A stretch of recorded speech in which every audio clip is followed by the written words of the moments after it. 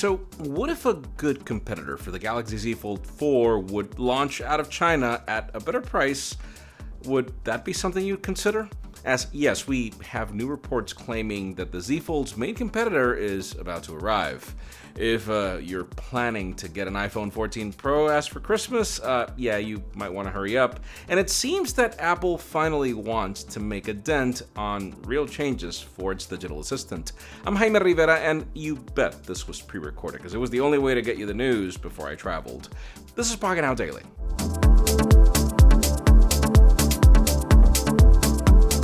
The official news today begin with Disney since, they just announced the dates of their new ad-supported tier and, of course, a price hike for everybody else, because you knew that would be the catch. It's now official that starting next month on December 8, users in the United States will have to pay $8 per month for the basic tier that includes ads. Now, if you want to avoid them, you can pay for the $11 a month plan for the service. Disney also gives you the option to pay a single annual fee of $80 for a 12-month plan with ads, or $110 for a whole year for their premium. And yes, if you do the math, you get 2 free months if you go for the annual subscription. Once again, we see another streaming platform give us a price hike, and trust me, it won't be the last one. Remember when Disney Plus was like $7 a month? Those were the days.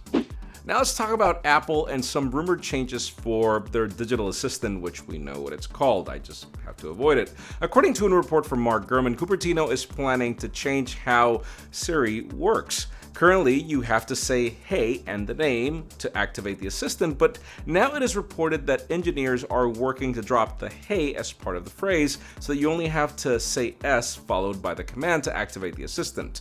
And yes, I have a HomePod and too many iPhones close to me, so I apologize for the abbreviation, but you get the picture. Gurman also added that this will be a technical challenge that requires a lot of work and a lot of AI training.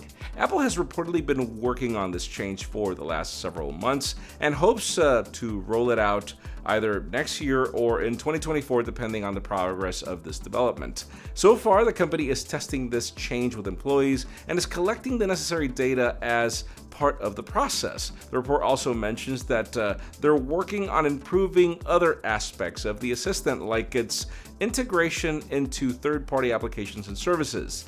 I'd say this name change is long overdue given how other assistants give you more natural triggers. We'll see if it happens. Moving on, let's stick to Apple and a new report about some delay issues for the iPhone 14 Pro. The company reported that it expects iPhone 14 Pro and 14 Pro Max shipments to be lower than the company previously anticipated due to the temporary COVID-19 restrictions happening in China at the primary Foxconn factory. The news was shared on the Apple newsroom and mentions that the COVID-19 pandemic has impacted the assembly of both Pro models, and the Chinese facility is working at a significantly reduced capacity. The statement also confirms that customers will experience longer wait times than previously anticipated. Last week, we even had a report claiming that iPhone production could be reduced by as much as 30% compared to the usual levels at Foxconn due to these restrictions. And yeah, that's actually a lot. So if you're planning to get a new iPhone for the holidays, just keep in mind that the device is currently estimated to ship between 3 to 4 weeks on Apple's online store, at least in the United States. If you're abroad, please let us know how that looks on your end. And finally, for the most interesting news today, let's talk about OPPO, and I know it's been a while since the company has reached this segment.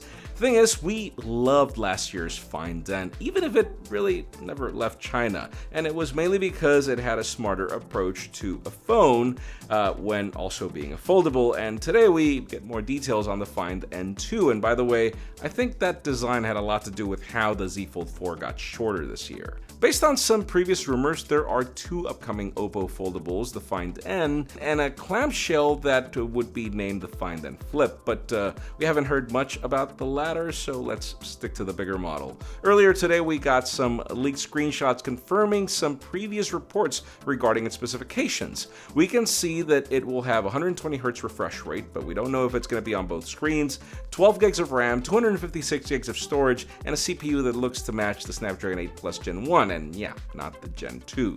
For the camera department, it is expected to arrive with the Silicon X NPU, OPPO's in-house solution for AI noise reduction, 4K Ultra night video, and other camera enhancements. And just to wrap it up, according to the Digital Chat Station, the new foldable will arrive in December just like its predecessor, but we don't know about overseas just yet. And today's question let us know, if this phone was sold outside of China, would you buy it, and for how much? Because in my case, I think the Z Fold 4 needs competition in the United States particularly.